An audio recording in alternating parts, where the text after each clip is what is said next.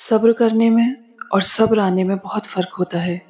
صبر کرتے کرتے انسان مضبوط ہو جاتا ہے اور صبر آتے آتے انسان خاموش ہو جاتا ہے۔ آواز کان تک آتی ہے مگر خاموشی آسمان تک جاتی ہے۔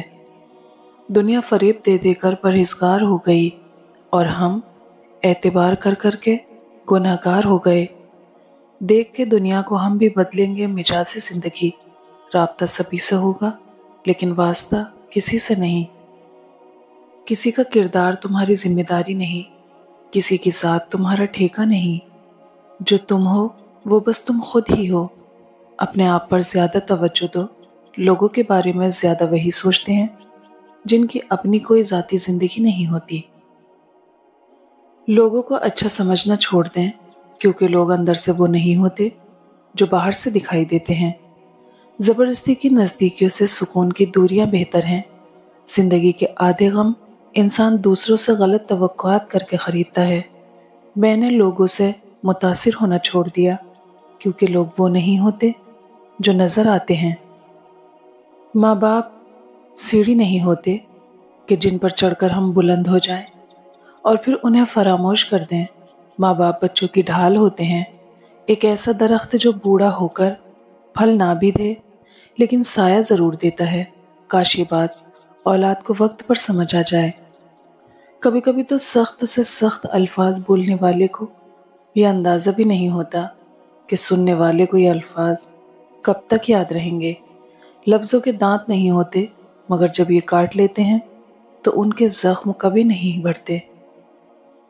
اپنی زندگی میں آنے والے اس انسان کی قدر کرو جو تمہیں بنا مطلب کے عزت اور مشکل وقت میں مدد کرتے ہیں، کیونکہ دنیا میں خیال رکھنے والے کم اور تکلیف دینے والے زیادہ ہوتے ہیں۔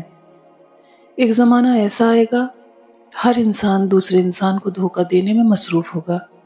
پوچھا گیا جب سب دھوکہ دینے میں مصروف ہوں گے تو دھوکہ کھائے گا کون؟ جواب ملا جو اعتبار کرے گا۔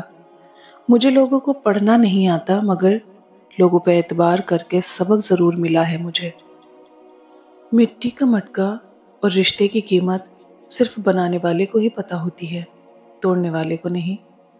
غلط ہو کر خود کو صحیح ثابت کرنا اتنا مشکل نہیں ہوتا جتنا صحیح ہو کر خود کو صحیح ثابت کرنا ہوتا ہے۔ گلے شکوے زندگی سے سکون ختم کر دیتے ہیں۔ جو گزر گیا اسے بھول جائیں، جس نے دکھ دیا اسے معاف کر دیں، جس کو معاف نہیں کر پا رہے اس کا معاملہ اللہ پر چھوڑ دیں۔ یقین مانیں آپ پرسکون ہو جائیں گے۔ برداشت کی صلاحیت خوش نصیبوں کو ہی ملتی ہے۔ اخلاق کا حسن جس انسان میں آ جائے وہ خالق اور مخلوق دونوں کا محبوب بن جاتا ہے۔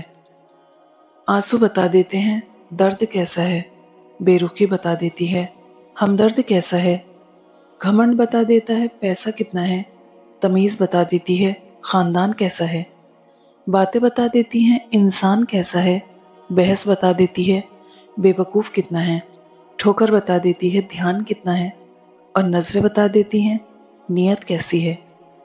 دو چیزیں اپنے اندر پیدا کر لو، ایک چپ رہنا، دوسرا معاف کرنا، کیونکہ چپ رہنے سے بہتر کوئی جواب نہیں اور معاف کر دینے سے بہتر کوئی انتقام نہیں۔ خوش رہنے کا سب سے اچھا اصول یہ بھی ہے کہ جہاں لگے کہ آپ کی جگہ نہیں وہاں خاموشی سے خود کو الگ کر لو۔